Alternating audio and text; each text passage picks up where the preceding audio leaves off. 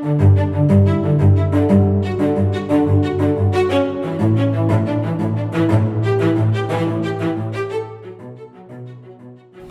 I just brought my camera in to the shop and they can't take it right away. The guy who cleans these sensors is not there. I'm probably going to use the G7X today. The G7X Mark II. Let me talk about that camera right now. I'd like to really talk to you guys about that camera. The G7X Mark II is a small 1-inch sensor type camera. The only fault it has, the only fault I think it has, is the visor. For a small 1-inch sensor camera, it really is extraordinary. And for a couple of reasons. First of all, the glass is exceptional. I don't know how they did it. They have a small zoom in that camera. I believe it's a 24-105 equivalent or something like that. I'll have to check it out, but the quality of the glass on that thing is quite exceptional. Most people will talk to you about this camera as their vlogging camera because it does have a flip-up screen, and for that reason, a lot of vloggers like to use it because, again, the video quality on it, although not 4K, is really exceptional. Canon boasts that it uses a lot of the engine that it uses in their EOS line of cameras, and it shows. It really does. You would be quite surprised to see how well this thing performs. Yesterday I went out and shot a bit out in the woods with my Fuji, and I had a friend with me, and she took the G7X. I said, well, you want to shoot some shots, shoot some stuff, and we'll see what we can do. And she shot some photos, and they are really, really, really nice. Now, I know Canon has an equivalent, and I'll post it right here, the equivalent with the visor. I don't want to make a mistake on the model, but there is a higher end equivalent with a visor, which is basically the G7X with the visor. G9, anyways, I don't want to make a mistake, so I'm not going to say anything. It's there.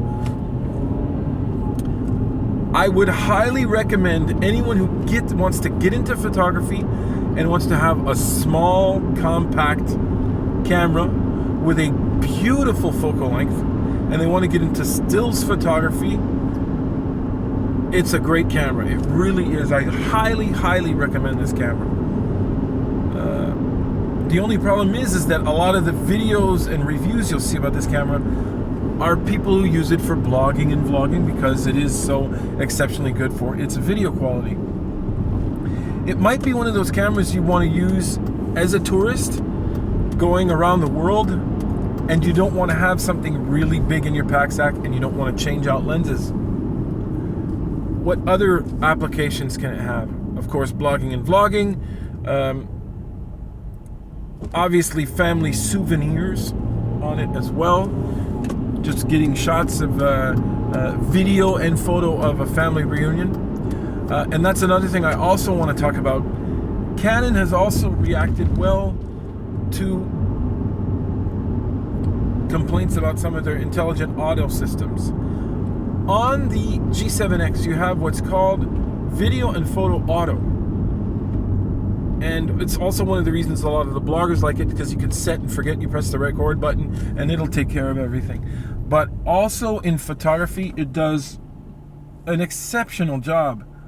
I mean, yes, seriously, yesterday I was editing stuff, and even with some JPEGs, the dynamic range was quite substantial and quite amazing.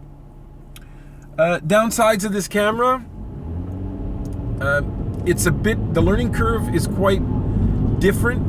You have to basically say to yourself, you're going to be dealing with a touch screen, and you might as well use a touch screen.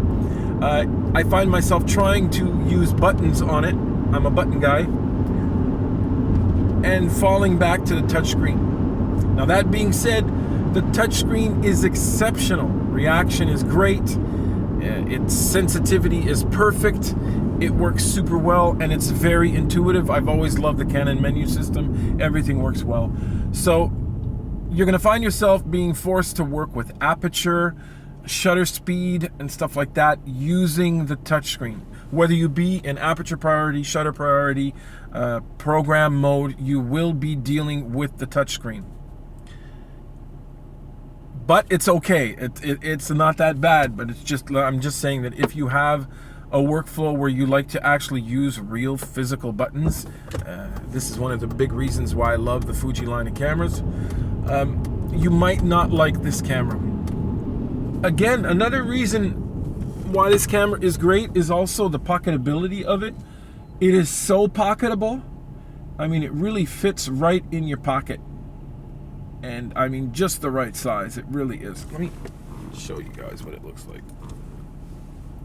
There it is, G7X. Flip up screen on the top. There we go. What really renders it the learning curve quite extensive is that ring also on the front. It's hard to tell exactly what it does. It's like a multi-utility ring, like a real multi-utility ring. You can assign a utility on it. On it, you have a menu button and a quick menu. Using those, you can change what the ring does. Does it set your aperture? Does it set your zoom? Does it set your shutter speed? You can do all that stuff. So, as useful as it is, it can also render stuff a bit complicated. You find yourself looking on the top of the camera going, well, what mode am I in? Because you turn that ring, assuming you're in a mode where it changes shutter speed and changes zoom or something like that. And all rules change when you're in intelligent auto and intelligent video. The whole camera changes. Like even if you're set for RAW, it'll start shooting in JPEG. Even if you're set at 24 frames per second, it'll shoot 30 frames per second. So you really got to watch that out. So also another downside, we're moving towards 4K video. I personally do not perceive this as a downside, but a lot of people do. It's the fact that it's a camera that does not shoot 4K. Panasonic has been in 4K for, almost 3 years now. Even their small cameras have 4K, so they're just Canon's behind the pack with that idea. I don't use 4K, but I still know that a lot of people do, so I have to mention it as a downside. Frame rates in 1080p are great. You can go to 60p, so you can have slow motion as well. When you're in a 30 or 24p timeline, you can use and interpret your footage to give you nice slow-mo. Ergonomics of the camera are just, to me, not great. It doesn't, any small camera in this size, a big hand, can be somewhat of a downfall. And on this camera, it is a downfall. It really is, because they did not place stuff in places that are ergonomically sound. They just feel weird. You find your thumbs crumping around. It's going to happen naturally on a small camera, but on this camera, it's a double non-intuitive. For a little while, I own the X100F, and that thing just, you don't even move your hands. Your hands are on the camera, and you just go click, click, click, and you can change all your settings. That's not the case with this. You find yourself pulling it away and bringing it back all the time. The feel and just the actual quality and of the construction of this camera are second to none. It will shock you when you take it out. It really feels good, and I love the weight. It's a bit heavy. It feels like a little block in your pocket. So I like that fact that when these little cameras are heavy, because it makes you aware that it's in your pocket and it's there. So construction is really, really nice. So bottom line is this, guys. The Canon G7X Mark II is a wolf in sheep's clothing, and it sort of suffers from the fact that it's such a popular vlog and blog camera. So therefore, a lot of people think of it as a video camera, but what a great camera to shoot out in the city and actually do city shots when you don't have a lot of jacket space or stuff like that. It's something to carry around to get a great shot, and you will get really fantastic raw files with tons of dynamic range, and even the JPEGs are very, very, very workable. That's all I really had to say on that camera, but what I want to hear from you guys is, do you have the G7X?